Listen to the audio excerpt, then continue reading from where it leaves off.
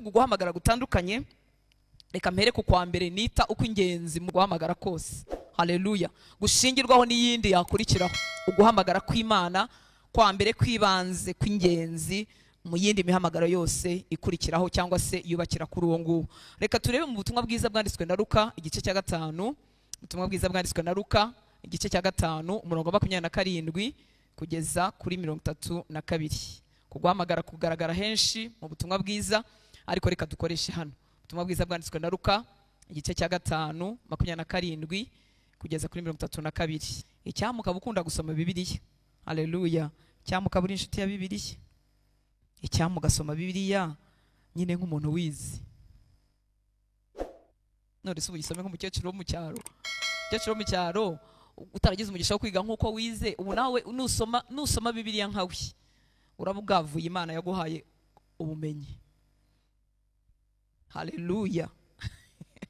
Ariko ubumenyi Imana yaguhaye nubukoresha no kwiga ijambo ryayo, uzava muri Bibiliya yera ujye muri Bibiliya ijambo ry'Imana, ujye mu y'Icyongereza, ugaruke mu y'Igifaransa, kugeza igihe usigaranye nyine ikintu mu mutima wawe, ukamenya ibyo wizera ibyo ari byo, sibyo? Wabona hari n'abatazigira. Atari kuba umubyeyi ko umuntu yihaye ijambo ryinshi, ni umubyeyi nyine niko bamera, nawe nugerayo uzabimenya. Luka 5:27 kugeza kuri 32. Ngo nuko ibyo bishize arasohoka abona umukoresha w'ikoro witwaga Lewi yicayeho yakoresherezaga ikoro, aramubwira ati nkurikira. Haleluya. Ku murongo 28 nawe asiga byose arahaguruka aramukurikira. Ariko Lewi yitabye neza kabisa, ngo asiga byose arahaguruka aramukurikira. Lewi amujyana iwe amutekeshereza ibyo kurya, barasangira. Hari n'inteko y'abakoresha b'ikoro benshi n'abandi bari bararitswe bicarana nabo. Umutima wa Lewi umeze nkaho wari utegereje Yesu, kuko yamwakiranye umunezero. Mwibuke ko ari umuntu umukoresha w'ikoro, ari mu banyabyaha, nibo abarirwamo, ntaziranye na Kristo, ariko amaze kumuhamagara ngo arahaguruka asiga byose aramukurikira. Arangije amwakiriwe mu rugo, niko ko yari afite ubushobozi, amwakiriwe atumira n'abandi, ibirori biraba. Ariko bigaragare ko umutima wa Lewi wari wishimiye Yesu. Imana ishimwe cyane. Ngo nuko abafarisayo, abo nibo bagombye kubikora neza kuko bari bazi ibyanditswe byinshi, ariko shwi. Ngo nuko abafarisayo n'abanditsi babo banegura abigishwa be bati, ni iki gitumye musangira n'abakoresha b'ikoro n'abanyabyaha? Mwumvise icyo kineguro, icyo gisebo bamuvugaho cyangwa bamubonaho, icyo kintu bisinenge kuri Yesu mwacyumvise. Ngo ni iki gitumye musangira n'abakoresha b'ikoro n'abanyabyaha? Muri make nka yavuze atari ko uyu muntu nimba koko ari umuhanuzi ukomeye, uyu muntu nimba yita Masiya, ni gute asangira n'abakoresha b'ikoro n'abanyabyaha? Ese ko yitwa uwera, ni gute yivanga n'ibintu byanduye? Kandi yarazanywe n'abanduye. Ngo Yesu arabasubiza ati, abazima sibo bakwiriye umuvuzi, keretse abarwayi. Mana ishimwe cyane. Nta muntu muzima, muzi ingorane ziba kwa muganga, ugenda baguhera randevu ya 2:00 bakakwakira nka 5:00, kuko nyine uwinjiye arwaye ntibari bazi iminota ari bumaremo, ntibari bazi ko muganga mu kanya ari wasohotse ngo ati hari imbagwa noneho birihutirwa akabaragiye. Muri make umuntu agiye kwa muganga ubundi ntabara amasaha. Nta muntu muzima rero watonda hehe kwa muganga atagize gute, atababaye. Hajyayo umuntu ubabaye ufite ikintu cyamuzonze, kandi iyo umuntu akirwaye akantu koroheje akenshi nabwo ntago ajyayo, arabyirengagiza ati ntago kambabaza, kereka nyine abantu bafite ubuzima nabo buri ku murongo ukuntu, ariko ubundi kwa muganga hajyayo abantu bababaye. Ngo Yesu arabasubiza ati, abazima sibo bakwiriye umuvuzi, keretse abarwayi. Sinazanywe no guhamagara abakiranuka, keretse abanyabyaha ngo bihane. Haleluya. Reka duhe icyubahiro uyu mwami wacu. Imana ishimwe cyane. Imana ishimwe ko atazi abazima, yazi abarwayi. Umunsi umwe nari umurwayi w'indembe, angirira imbabazi arankiza. Imana ishimwe cyane. Niyo mpamvu nta muntu wapfa kugana umukiza atarembye. Iyo ibyaha bitarakurembya, iyo utaramenya ko uri umutindi wo kubabarirwa, nubwo ari Mwuka Wera nawe bitumenyesha, uba wumva hari ukuntu wakwikiza. Imana ishimwe cyane. Sinazanywe no guhamagara abakiranuka, keretse abanyabyaha ngo bihane. Uku guhamagara rero kubanza gusanga turi indembe, turi muri bariya barwayi, akaduhamagara ngo twihane kubw'imbabazi ze. Haleluya. Ndashima Imana kandi ko nta murwayi ubasha kwikiza, ahubwo umuganga nyine n'ibikiza uwo murwayi, n'imiti y'uwo murwayi, n'inama zose zibikiwe muri muganga. Imana ishimwe cyane. Niyo mpamvu ibidukiza icyaha, nshuti z'Imana, ntibiba muri twe, biba mu muganga wacu witwa Yesu Kristo. Imana ishimwe cyane. Ubwo biba muri we rero, ntukeneye kwirwariza, ahubwo ukeneye kumutumbira no kumva inama ze kugira ngo uhabwe gukira. Imana ishimwe cyane. Kuko nushaka kubyikorera nk'uko ubizi, imiti uzayinywa nabi, inama ze ntuzazumva. Ni nk'umurwayi wajya kwa muganga muganga yambwira ati umva, iki kinini bakinywa 3 ku munsi, ni mu gitondo, saa sita na nimugoroba. Hanyuma umurwayi akajya amubwira ati ariko njye ndashaka kujya nywa rimwe mu cyumweru. Ubwo mwambwira umurwayi yazakira? Byagorana. Yambwira ati oya, ahangaha byo ni urushinge nicyo bisaba. Akavuga ati oya, ngiye ibintu byinshi ngiye simbikozwa kandi ashaka kugira gute? Gukira. Ibidukiza bibikiwe muri Kristo. Haleluya. Uko yabivuze nuko abigena mu ijambo rye, burya birimo igisubizo cy'ikiruhuko cy'umutima wawe. Amen. Uko guhamagara rero kwibanze gusanga tumeze dutyo, turi indembe nk'uko Levi yari ameze, yari yibereye mu bye. Hanyuma yavuze ngo ntiyazanywe no guhamagara abakiranuka. Imana ishimwe cyane. Sinazanywe no guhamagara abakiranuka. Abakiranuka nabatekerejeho, nsanga n'abantu bibwira ko bakwikiranura ku bwabo, kubw'imirimo yabo n'ubunyangamugayo bwabo n'ubwana bwiza bwabo. Ntimujya mubona umuntu w'umwana mwiza w'imfura rwose, mu ishuri nta kopera. Nta ibintu byo kopera biraba mu ishuri, nta kopera, ntiyandurana, ntuzamusanga yafunze inguni n'abahungu n'abakobwa, ibi biti Imana ibibarinde.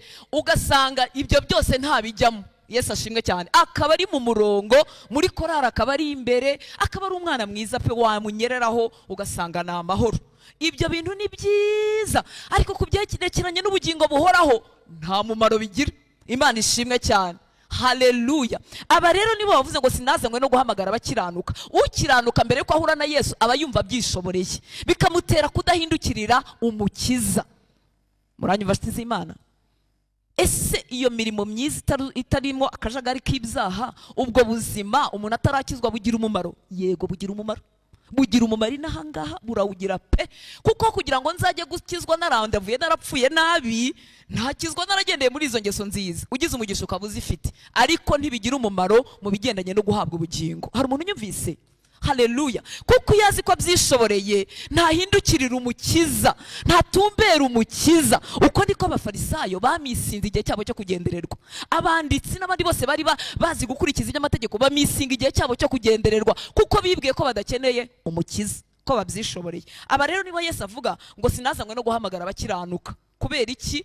Ntago bari mu mwumvi, ntibari munamuhindukirire, bari bamubwira ati ariko njyewe isabato ndayubahiriza, njyewe ku cyumweru mu gitondo mba nageze mu materaniro, mba nageze mu misa, njyewe ibintu kuva navuka, njyewe ibintu byose nabikoze neza. Yego nushaka kuba warabikoze neza, ariko wavukanye akamero ka Adamu. Haleluya. Akamero ka Adamu kitwa kwigomeka ku Mana, kandi n'abana batoya baba bagafite. Niyo mpamvu muri kaminuza nta mategeko hari, ariko muri segonderi bakubwira ngo tebeza. Bakubwira ngo gutebeza, usanzwe utebeza ukarushaho kugira gute? Kubyanga no kubizinuka. Bakubwira ati inkweto y'umukara n'amasogisi, none inkweto y'umukara ukayizinukwa kandi usanzwe uyanga. Kubera iki? Ntago dushaka ko badutwara, turashaka ko tugira gute? Twitwara aho dushaka. Imana ishimwe cyane. Uyu mwami wacu rero avuga ngo ntago yazanywe no guhamagara abakiranuka. Abakiranuka babibwira ko batamukeneye, ariko ntitwavuze ko ingeso nziza zitagira umumaro. Zigira umumaro pe. Imana ishimwe cyane. Haleluya. Haleluya. Abakiranuka bibeshyaga ko ubukiranutsi bwabo bahagije, badakeneye Yesu. Uku rero uku guhamagara kwa mbere nirwo rufatiro rwa byose, ibindi byose bikurikiraho. Imana ishimwe cyane. Haleluya.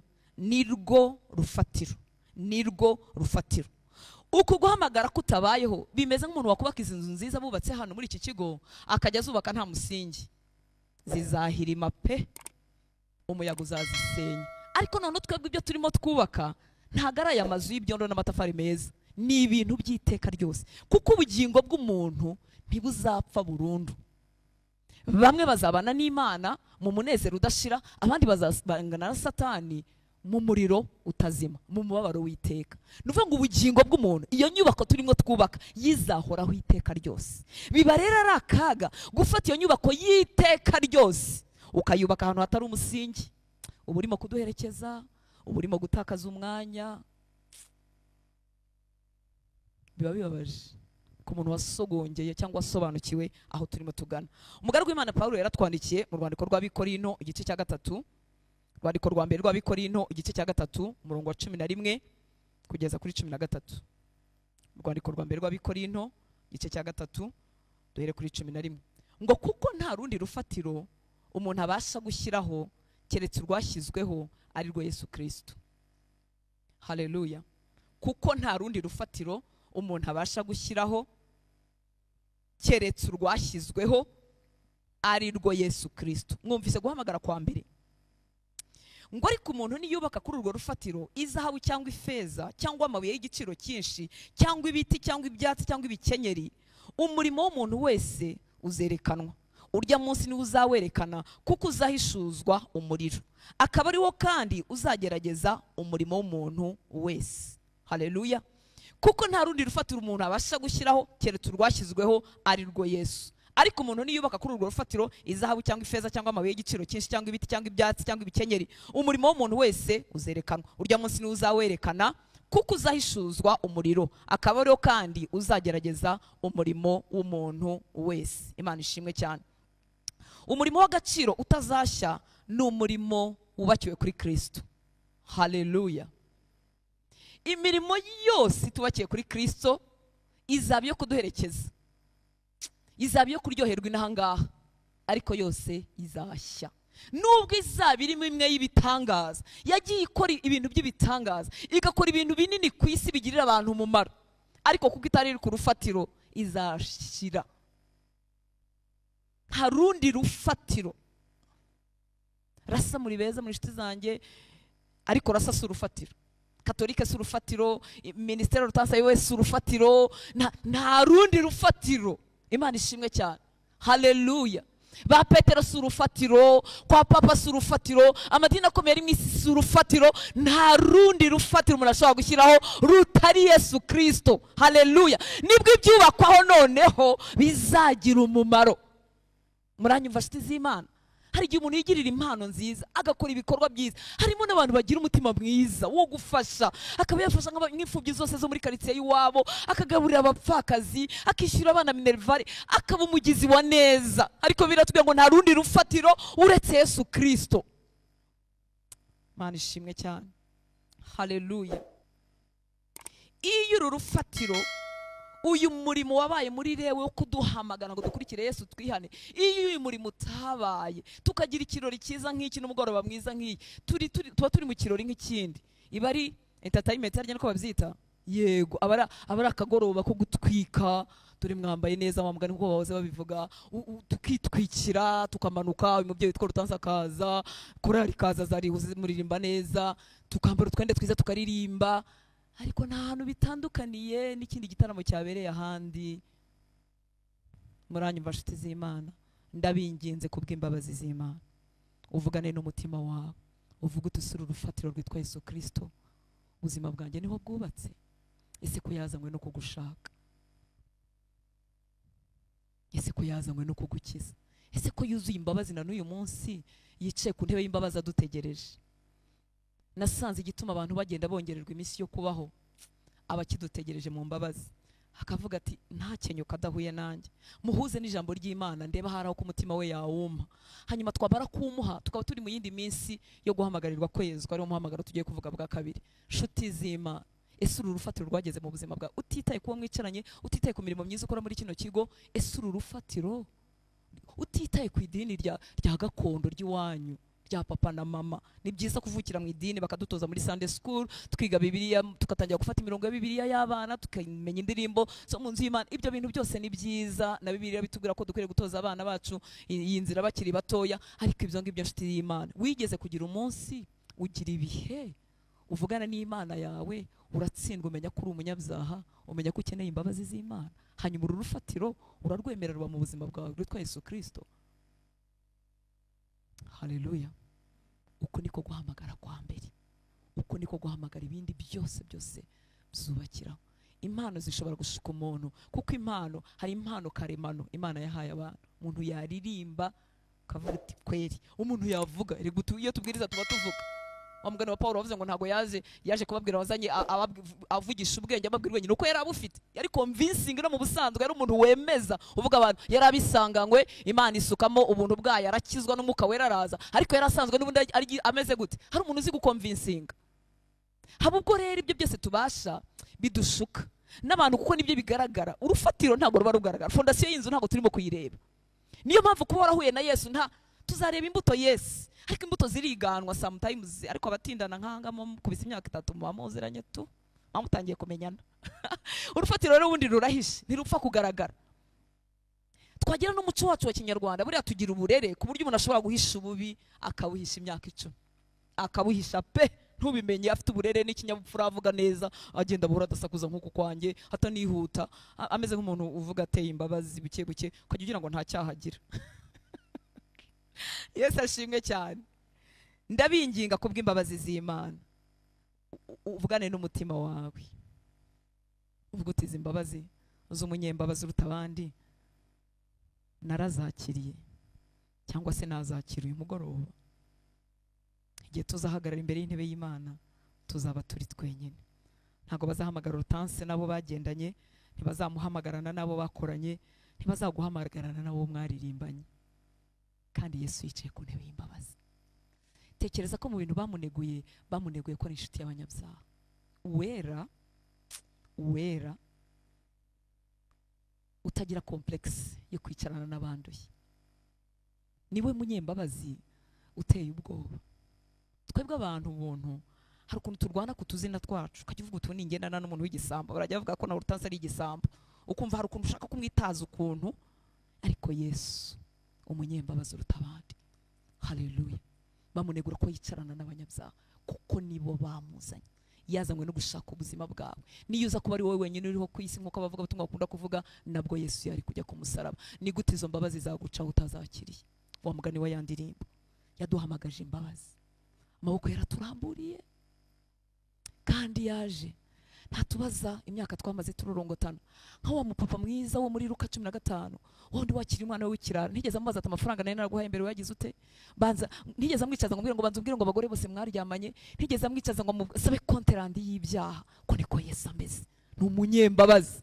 Haleluya. Nta kindi konterandi y'ibyaha byawe byose wabikoraga kureba, ariko ntiyagukuyeho imbabazi, katumuha icyubahiro. Mutima wawe mubwire uti ndagushaka Yesu, karibu mu mutima wanjye. Mutima ni umuntu yizeza akabivuga n'akanwa ke. Twaguhamagara imbere tutaguhamagara imbere, ushobora kumwakira wicaye mu ntebe yawe. Haleluya. Mutima wawe ukingurira umwami, umuntu ugukunda kuruta ababyeyi bawe, watanze ubugingo bwe ku bwacu. Yadupfiriye adategereje ko dutungana, yadupfiriye twuzuye ibyaha, twuzuye ububi, ntiyategereje ko dukiranuka ngo abone ko dukunda. Na n'uyu munsi ntafite isoni zo kwicarana n'abanyabyaha. Wa mugore amusize amavuta ku birenge, wa mugabo wari wabakiriye mu rwego yavuze ati uyu muntu yaza kuba ari umuhanuzi yabisuzuguye, uyu muntu yaza vuga ngo yabisuzuguye wagira ngo nari impari, ariko ndumva ari nkuko byari bimeze.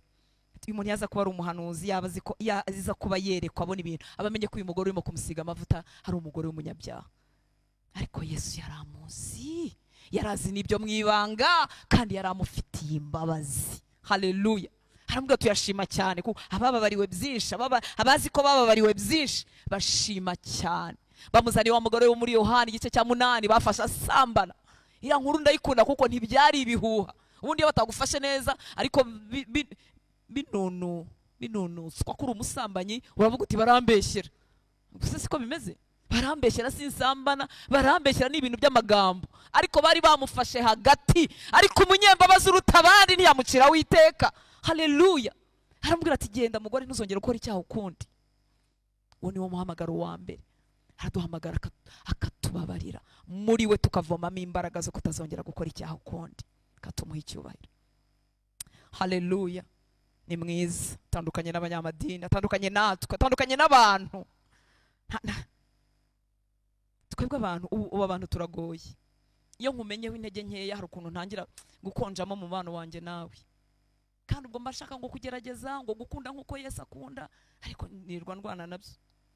Kandi ubwo Yesu atumenyesha biki yako atumenyesheje ubafunguye imitima yacu akayikubita hariya kuri baga project biri mu wawe we wicariye Imana iguha umugisha urakoze, baga project biri mu wanje, baga project biri mu yacu.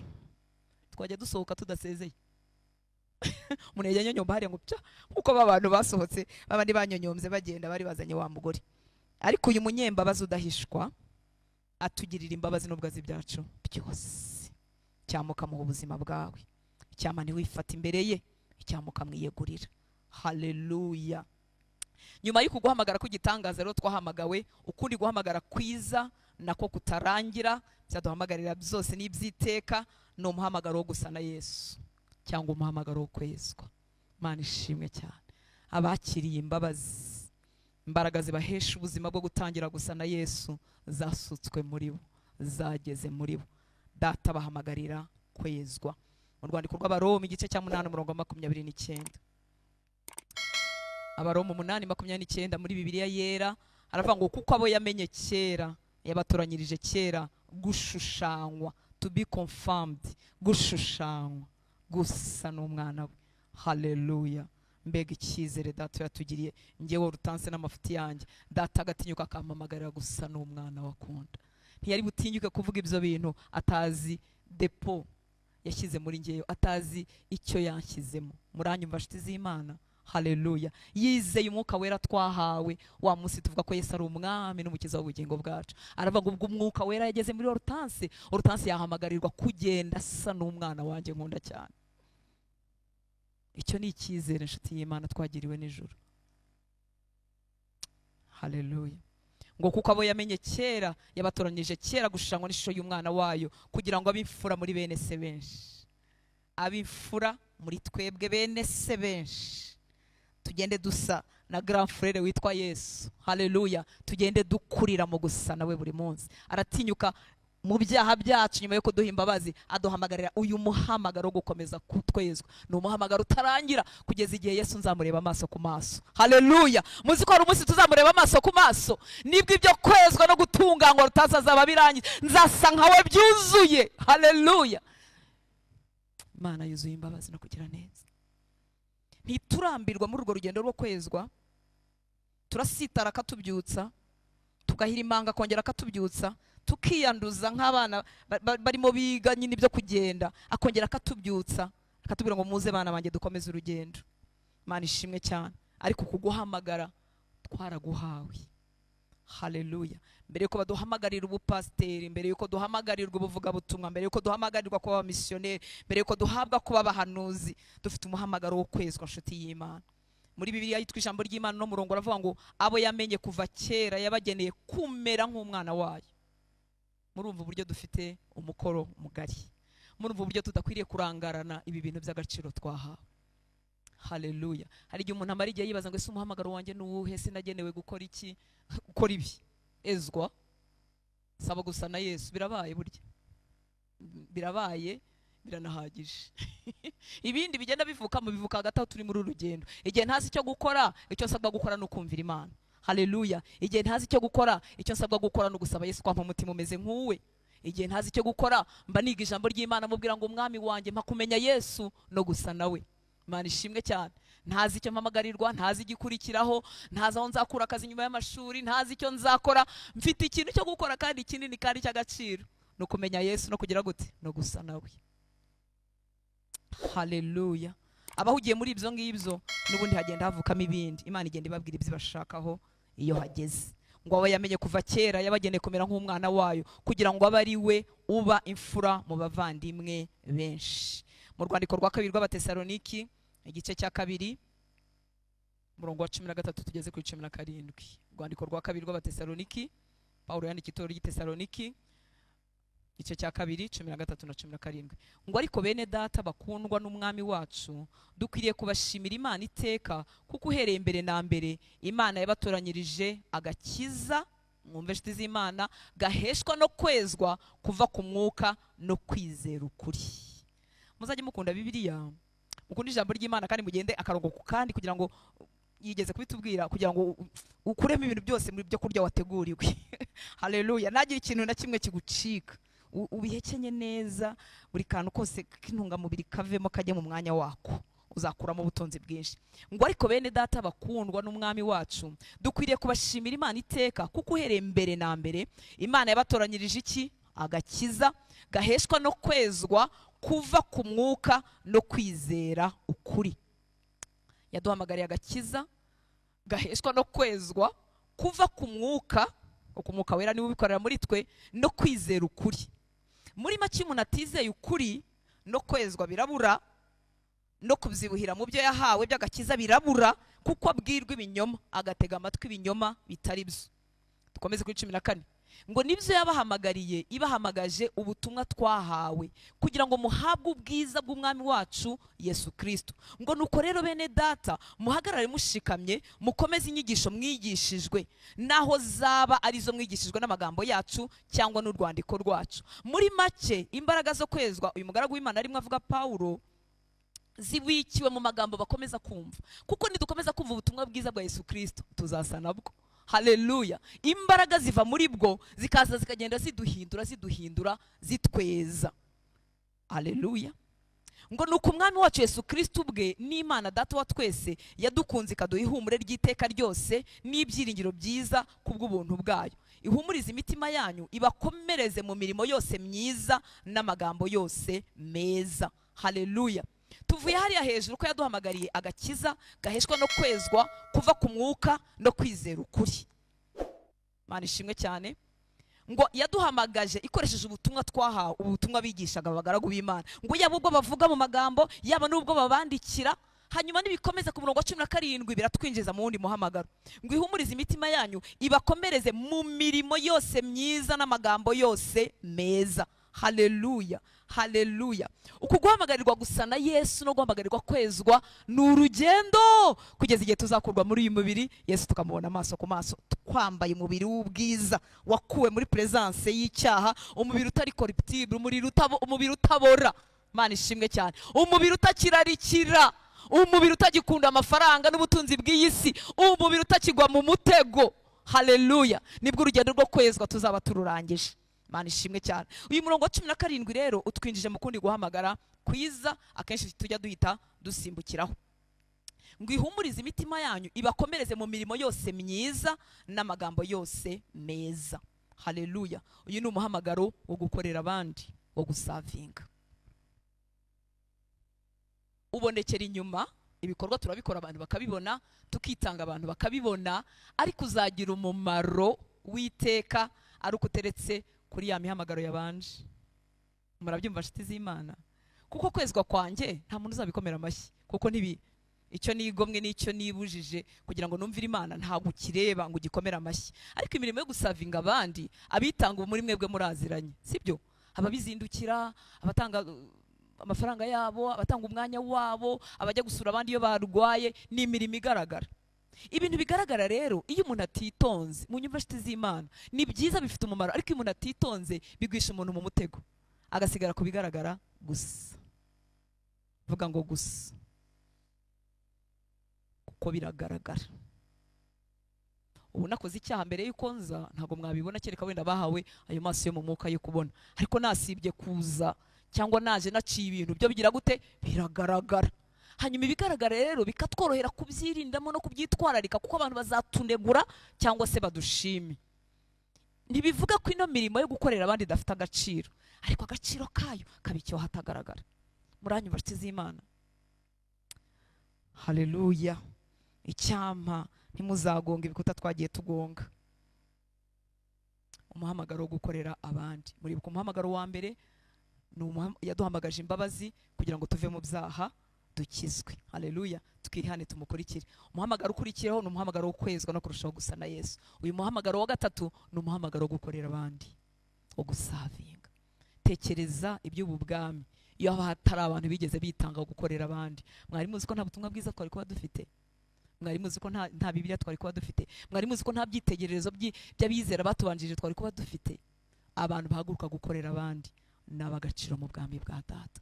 Mu byifuzo Yesu yigeze kugira, agasaba abantu ko bamufasha kubisengera, no kubwira Data nyiri bisarurwa ngo yongera abasaruzi, kuko bisarurwa ari byinshi. Icyaduha bakijijwe bose iki kintu bakacyitaho, bakarenga urwego rwo kwicunganira n'agakiza kabo. Kavuga ati ngiye rero ibintu byo kwinjiramo cyane ngiye rero simbikunda. Tekereza iyo twese tutaza kwinjiramo cyane, gusa twari kujya tubwiriza ngo urumva ngo ngiye ninjirira ngo batangiye ngo ari ibintu byo gukururana ngo none ngo hita nisohokera ngo twese iyo tumera gutyo twari ko twigishwa n'abandi ijambo ry'Imana, twese iyo tumera gutyo bacogoye bari kujya bakomezwa n'abande, twese iyo tumera gutyo impano nziza tubona mu mubiri wa Kristo zari ko ziri kuri bande nshuti y'Imana. Data akeneye abakozi. Hari n'abantu bavuga ngo turi abana, ngo ntituri abakozi, turi abana tugakora no mu rugo rwa data. Ngo data ngo arihagije, yes, ni Imana ishobora byose, ariko yahisemo gukorana n'abantu bambaye umubiri b'intege nkeya kimwe natwe. Haleluya. Twatinyuka kuvuga nka Pawulo kuvuga ngo turi abakozi rwose, ngo dukorana na Mwuka Wera, kuko Mwuka Wera akorana n'abantu basanzwe. Imana ishimwe cyane. Abantu bajya bumva ubutumwa bwiza Imana ibisangiye mu mayerekwa, ibateje gutekereza, ibateje inzozi, rwose ibyo bintu igibikora, cyangwa ikohereza n'abamarayika nko yabohereje kwa Korneliyo, ariko iteka mu rugendo rwacu rwo gukura no gukomera mu gakiza harimo abantu bambaye umubiri kimwe natwe. Niyo mpamvu marayika atamubwiye iby'Umwuka Wera, ahubwo yaramubwiye ati genda ohereza, hari umuntu witwa Petero ucumbitse ahantu hanaha, mutumeho. Abantu rero turaba agaciro mu maso y'Imana. Imirimo yawe ni y'agaciro mu maso y'Imana. Haleluya. Gusavinga abandi kwawe no kw'agaciro mu maso y'Imana, kandi Imana irabikeneye. Haleluya. Umuhamagaro wo gukorera abandi imirimo yose myiza data yangeneye. Mba numva nifuza mu mutima wanjye, ndifuza ko nawe wabyifuza, ko ikintu cyose cyiza ya data yangeneye ko nzakorera inaha ngaha, arakakimenyesha yo kabyara, arakampa imbaraga n'ubuntu bwo kubisohoza, nkazatahiwe narakoze ibyo nagombaga gukora byose. Ese umuntu twamwitura iki? Udukunze rungana kuriya, wagiye kumusaraba akambara ubusa ku bwacu, tutamukoreye twaba turi mu biki? Ahubwo naduha ubuntu, aduhe n'imbaraga, atumenyeshe n'ibyo ashaka, maze tubikore byose uko byakabaye, niturangiza tuzatahe. Haleluya. Wowe rero wagize umugisha wo gukizwa ukiri mutoya, ukwiriye gufatiraho. Ubwoba bw'ubuzima butera abantu kwibwira ko batakwiye kwitaba gukorera Imana. Buse habaho umukoresha mwiza kurusha Imana? Nukwibeshya, ni no kubura kwizera. Haleluya. Pfa kujya mu byo iguhamagarira, niba ari kuri marketplace ujyeyo, ari kugenda uhagarariye Yesu. Umutware wawe ntaba amafaranga, umutware wawe Imana. Ubu hari abakristo benshi ariko Imana yabo ni amafaranga, kuko amafaranga ni directinga hajya, niyo amutera kwimuka ahantu, niyo yarahafite abantu arimo gutoza kuba bigishwa ba Kristo. Ushobora kugera muri office cyangwa ukagera ku isoko, ahantu runaka ukorera, cyangwa mu muryango cyangwa muri quartier, Imana igashyira mu mutima wawe ko wigisha abantu umwe babiri batatu bangahe, kubabwira ibya Yesu, ukabatoza ijambo ry'Imana bakamenyana na Yesu. Ariko iyo umwami wawe ari amafaranga, ntago uwo murimo wawe ukora, kubera ko amafaranga wenda arakubwiye ngo haguruka ujye simbizi muri Sudani urugero. Abo bantu wari utangiye kubabwira ibya Yesu, ijambo ry'Imana ritarafata, ariko umwami witwa amafaranga agize gute? Arakwimuye kujyanya ahandi. None baravuze ati umubyeyi none arimo aravuga amahamba, atahubwo amafaranga naze naze, ariko yikubera umwami. Imana ishimwe cyane. Umuhamagaro wo gukorera abandi. Haleluya. Abagalatiya igice cya 2 umurongo wa 20. Turahazi. Abagalatiya igice cya 2 umurongo wa 20. Ngo nabambanywe na Kristo, ariko ndiho, nyamara singiye uriho, ahubwo ni Kristo uriho muri njye. Ako karongo gakurikiyeho.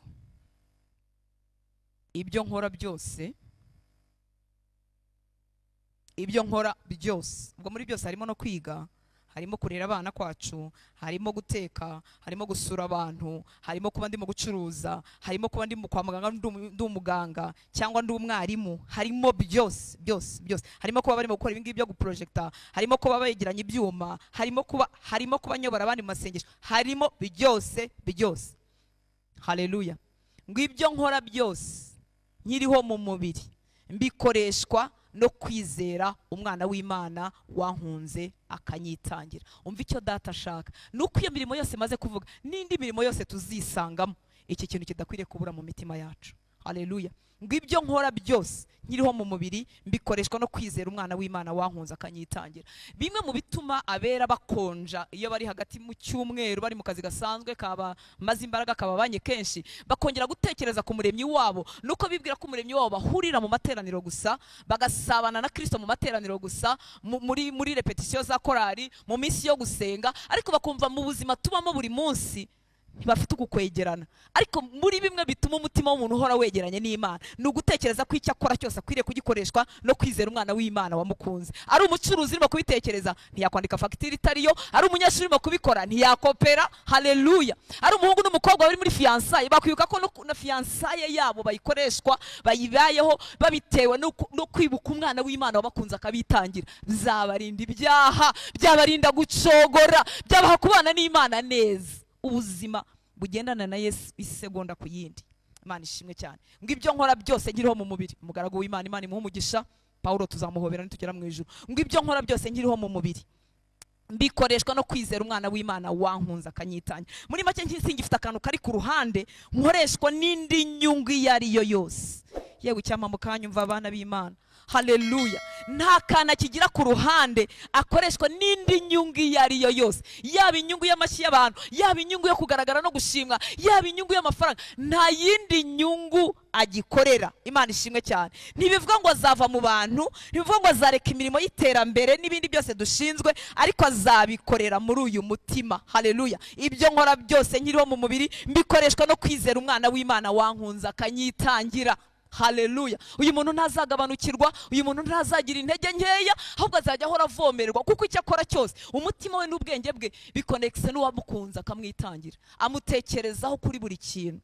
Icyo gihe umenya aho uvuga oya naho uvuga yego, umenya ibyo ujyamo n'ibyo utajyamo, bikuzanira ubuzima bwo kurobanura no kugira focus ku kintu kimwe kuko ubereyeho uyu mwana w'Imana wadukunze akatwitangira. Imana ishimwe cyane. Kandi bizamara akajagari kenshi mu buzima bwawe.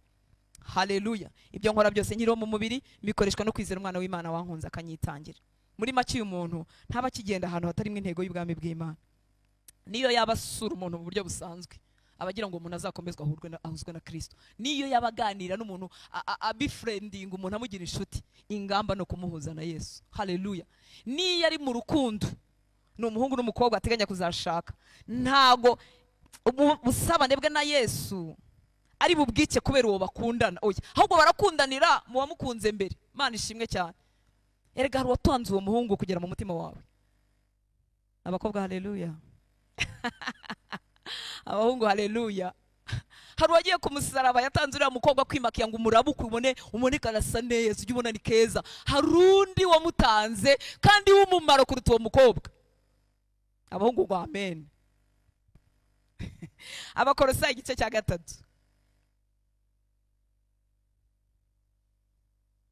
Ibyo nkora byose nkiriho mu mubiri bikoreshwa no kwizera umwana w'Imana wankunze akanyitangira. Mwami Yesu tugeze hano hantu, ibyo dukora byose tukiriho mu mubiri tubikoreshwe no kukwibuka. Haleluya. Tubikoreshwe no kukwizera, tukwibuka, twibuka urukundo rutangaje wadukunze. Twagiye mu Bakolosayi igice cya 3 22 kugeza kuri 24.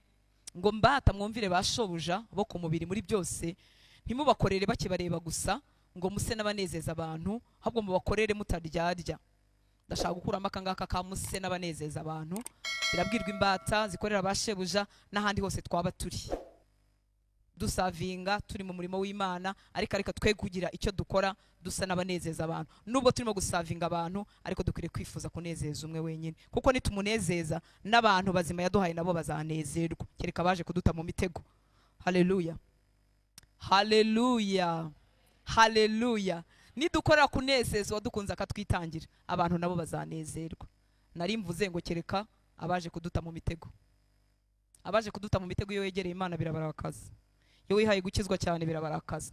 Iyo uvuye mu byaha birabarakaza. Iyo utangiye gusenga cyane birabababaza kuko babana batazayigutamo. Abo nabo muzi ko babaho. Imana ibabarire bahagakiza. Haleluya. Ngo ibyo mukora mbata mwumvire bashoboza bo ku mubiri muri byose, ntimubakorere bakibareba gusa ngo muse n'abanezeza abantu, ahubwo mubakorere mutaryarya, mu mitima yanyu mwubaha Imana. Tubakorere ariko mu mitima yacu twubaha Imana. Dusavinge muri rasa, muri katolike, ahandi hose, ariko dusavinga abantu ariko mu mitima yacu twubaha Imana. Dukorera abantu ariko mu mitima dukorera Imana. Haleluya. Ngo ibyo mukora byose mubikore mubikuye ku mutima. Ibyo dukora byose Mana mu bwami bw'Imana, Imana idushoboze, mwe muracyari batoya, ibashoboze kurushaho. Haleluya. Kuko mwakosora byinshi mu byo twishe. Imana idushoboze gukora muri ubu bwami gukora ibintu byose tubikuye ku mutima. Niba habaho gusondeka, hakabaho guhushura, hakabaho gukora ibintu nabi, ni ibintu abantu bakorera Imana. Umuremyi w'ijuru n'isi, umuremyi w'ijuru n'isi, udafite itangiriro n'iherezo, uwangira imbabazi akampa umwana we, twajya kumukorera tukamukorera duhushuye. Imana itubabarire, iduhe n'ubuntu. Haleluya. Muzarebe umukuru w'igihugu yenda guca ahantu cyangwa kugera ahantu, ibintu byose biribwiriza bikajya mu murongo, usanga n'ibiti byamenye ubwenge nabyo bihagaze neza. Nta kintu kijagaraye, kuko hagiye guca umuntu Imana yahaye icyubahiro. Siko biba bimeze. Dukorera umuremyi w'ijuru n'isi, udafite itangiriro n'iherezo. Ikintu cyose cyiza wamenye gukora mu bwami bwe, uzajya umarayo, unoze ku rugero rwawe, kuko kunoza kwacu kurakura. Ibyo nzi uyu munsi wenda ejo nzabamenye ibindi, ariko ninoze ku rugero rwanjye. Haleluya. Bizagira umumaro. Ibyo mukora byose mubikore mubikuye ku mutima, nk'abakorera shoboja mukuru badakorera abantu. Nujya gusavinga abantu kubera izina ry'Imana, uzajya ubikora ubikuye ku mutima. Wibuke kurimo gukorera databuja mukuru, utarimo gukorera abo bantu. Niba nakurushya kuyobora abantu biravuna. Hari ubwo ukurura umwe akaba areba ibumoso, undi areba iburyo, ukaba uzi ko mva mwiza ijambo ry'Imana, mwakoze Bible study, ukaba uzi ngo hari ibintu amaze kumenya. Yo baba nyuma y'umwaka mwakwicara ugasanga nta na kimwe yigeze amenya. Waratanze ijoro n'amanywa, warasenze, warigishije, ugasanga cwe imubisi. Ariko uzibuka ko turimo gukorera nde? Databuja mukuru. Bigutere kugira umutima wo gusavinga abandi no kubihanganira nkuko Yesu ahora twihanganira. Haleluya. Ibyo mukora byose mubikore mubikuye ku mutima, nk'abakorera shoboja mukuru badakorera abantu, muzi yuko muzagororerwa nawe muhawe wa murage, kuko mukorera shoboja mukuru Kristo. Murakoze gukorera Imana. Haleluya. Murakoze gukangurira abandi ubukiranutsi. Murakoze kugira itorero mu ishuri. Kwiga biravuna, niba ariko ngewe nize nkecuye nyene nari mpasize agatwe. Haleluya. Ariko biravuna. Ya ma deadline baba bakubise bya assignment bitarangira, bya bitabo babwe ngo musome, rimwe nemwe wanagisoma ukazasanga nana hano cye nahuriye n'ibyo ugomba kumenya. Ariko mukajya muri ibyo byose, n'ubwami bw'Imana bukaba hagati muri Imana ibaho umugisha. Data afite ingororano. Haleluya. Nta kintu na kimwe wakoze ukoreshejwe n'urukundo urimo witura Imana, ugerageza kwitura nubwo abantu batakimenya. Data arakize kandi arakireba. Dukeneye abakorera abandi. Haleluya. Dukeneye abakangurira abandi ku bukiranutsi. Dukeneye abibutsa abandi gusenga igihe abandi babyibagiwe. Dukeneye abibutsa abandi amateraniro. Dukeneye batera abandi inkunga z'ibikorwa byiza no gusura barwaye muri mwe cyangwa abagize ubukwe cyangwa bakoze. Turabakeneye. Abo bantu barakenewe mu bwami bw'Imana. Uko twinjira mu gihe cya nyuma ni ku isi iba nyamwigendaho. Umuntu wese yifuza kuba nyamwigendaho, imenyera utwe, ntagire umukomangira, ntagire umurushya, ntagire abe nyamwigendaho. Hanyuma bikatwinjira no mu bana b'Imana. Ariko Data azagororera abakangurira abandi ku bukiranutsi, abahagurukira gukomeza abandi, abatera intambwe bagana abandi, ari nta kindi bagambiriye, bifuza ko abo bantu bahuzwa na Yesu bakamenyana n'Imana. Twese tugira ibihe byo guca mu ntege nkeya. Igize umugisha w'urucitse intege, urambaraye, ukabona umuntu ukwibutsa urukundo rw'Imana, ukabona umuntu ukwibutsa ko Imana ikuzi, ukabona umuntu ugufata amaboko akagufasha gusenga, ntako bisa. Imana ishimwe cyane. Haleluya. Ngo muzi ko muzagororerwa nawe muhawe wa murage, kuko mukorera shoboja mukuru Kristo. Guhamagarwa rero nshuti z'Imana ndangiza n'ubuntu. N'ubuntu twagiriwe n'Imana. Kwitaba umurimo wa Data si umuruho, ni amahirwe. Haleluya. Haleluya. Sindabona umuntu wari uri muri ofisi yo hasi bamuhamagara muri ofisi yo hejuru uyijya mwarira. Agenda ashima Imana. Iyo yakoraga mu murenge bakamuha akazi mu karere, agenda ashima Imana. Haleluya. Iyo yakoraga mu karere, muri parlement, mu nteko cyangwa muri presidence bakamuhamagara, agenda ashima Imana. Iyo avuye ku rwego ruri rwo mu Rwanda agakorera muri East Africa cyangwa ku rwego rwa Afrika, agenda ashima Imana. Ariko kuko umuhamagaro w'Imana tutawumenye, cyangwa natwe abitwa ko twahamagaye twawuhagarariye nabi, iyo umuntu bamuhamagara umuhamagaro runaka wo gukorera Imana, abatabizi bamuha poli, cyangwa se bakabyitiranya ko ari umurimo w'icyubahiro wo kwambara neza, twambara amakositimu ameze neza, bakadutwaza ibitabo, bakatujya inyuma, bakatugaragira. Ni umurimo w'ubugaragu. Haleluya.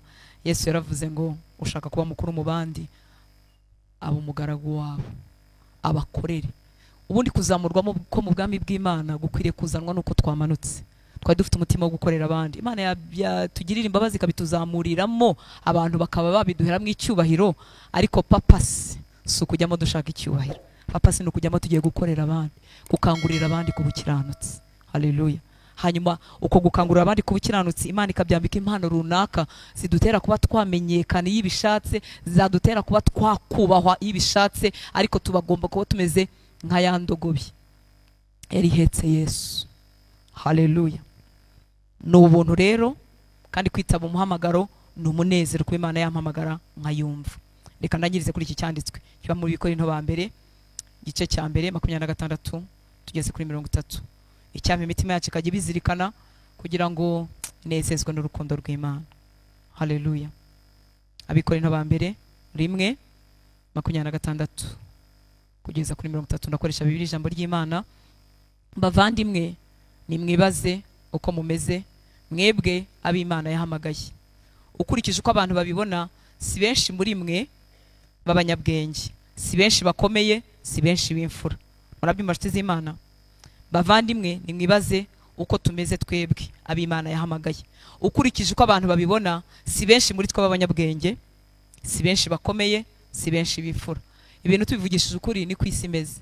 Abanyabwenge bakomeye ku isi, abanyamafaranga, abatunzi bo ku rwego rw'isi, niba harimo nabo bahimana nibo bake, sinzi ko banabayo, ariko niba banariyo nibo bake. Kuko umutima wihagije ntukenera Imana. Hari umuntu yumva ari ikimene, afite ubwenge, ari mwiza, ari igitangaza, kumva ntakeneye Imana. Niyo mpamvu guhamagarwa, yaba umuhamagaro wa mbere w'agakiza n'ibindi bikurikiyeho, ni ubuntu n'imbabazi Imana yatugiriye. Haleluya. Ngo ahubwo Imana yatoranyije ibyo abantu bita ubupfu kugira ngo ikoze isoni abanyabwenge. Yatoranyije ibyo abantu bita ibinyantege nke. No kuvuga ngo abantu babyita ibinyantege nke bakabyita ubupfu, ariko mu maso y'Imana siko biri. Ngo ahubwo Imana yatoranyije ibyo abantu bita ubupfu kugira ngo ikoze isoni abanyabwenge. Yatoranyije ibyo abantu bita ibinyantege nke kugira ngo ikoze isoni abakomeye. Yatoranyije ibyo abantu bahinyura n'ibyo basuzugura ndetse n'ibyo bibwira ko ari ubusa kugira ngo ihindure ubusa ibyo bibwira ko bifite akamaro. Ngo no kugira ngo hatagira umuntu n'umwe wishyira hejuru imbere y'Imana. Imana ubwayo niyo yabahaye kuba muri Kristo Yesu, niwe utubera ubwenge buva ku Mana n'ubutungane n'ubuziranenge no gucungurwa. Haleluya. Imana yatugiriye imbabazi, iduhamagara guhamagara kwayo kwiza.